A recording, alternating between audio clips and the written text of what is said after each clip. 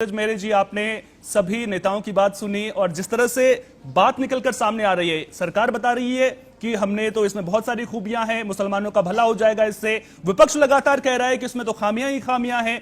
आप भी लगातार जो वक्फ संशोधन बिल है उसको लेकर के चर्चाओं में भी देख रहे होंगे, आप किस तरह से इसको देख रहे हैं? क्या सचमुच में मुसलमानों का भला होगा या फिर दिक्कतें हैं बिल में?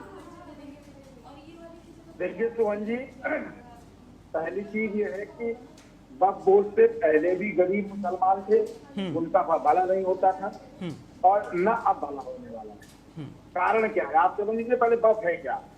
आपने अगर मान लीजिए दावा किया ये जमीन वक्फ की है, उसके बाद तहसीलदार की रिपोर्ट लगेगी, एडीएम की रिपोर्ट लगेगी, एसडीएम की रिपोर्ट लगेगी, लेखपाल की रिपोर्ट लगेगी, जिलाधिकारी के पास जाएगा, जिलाधिकारी उसको कमिश्नर के पास भेज देगा और कमिश्नर उसको कह देगा कि ये वक्फ की है या नहीं है, निर्णय समझ।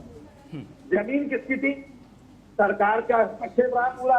तो वक्फ के पास जो जमीन आई वो सब सरकार ने ही अलाटमेंट की। जिलाधिकारी सरकार का प्रतिनिधि के रूप में होता है, चाहे कमिश्नर हो, चाहे लेखपाल हो, चाहे तहसीलदार हो। दूसरी बड़ी बात, इसमें जिन लोगों का कब्जा है, जो वहाँ माफिया लोग बने हुए हैं, बंदरबाज कर रहे हैं, वो निश्चित रूप से परेशान है। वही लोग इसके खिलाफ आवाज उठा रहे हैं। आप हमें केवल भारतीय जनता पार्टी ये बता दे कि पिछले जब से बोर्ड बनाए तब से 10 मुसलमान गरीबों का भला हुआ हो, नाम बता दे, नहीं बता पाएंगे।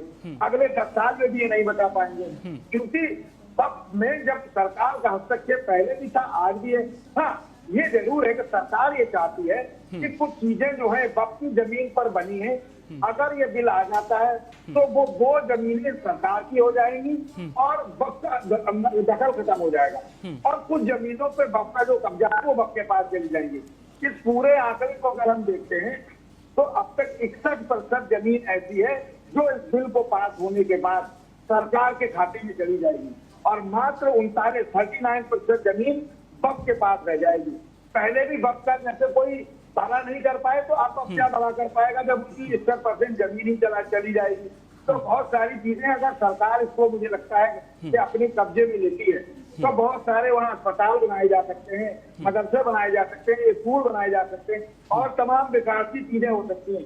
इससे पहले आज से लगभग 20 वर्ष पहले सच्चर कमेटी की एक रिपोर्ट आई थी, जिसमें उन्होंने कहा था कि जो वक्त ये दावा कर रहा है, बता रहा है कि 166 करोड़ रुपया हमारी सालाना आय है। सच्चर कमेटी ने स्पष्ट रूप से कहा था कि अगर इसको हम उपयोग में लेते हैं जमीन को, तो निश्चित रूप से सरकार का रेवेन्यू 10,000 करोड़ रुपया सालाना बढ़ जाएगा।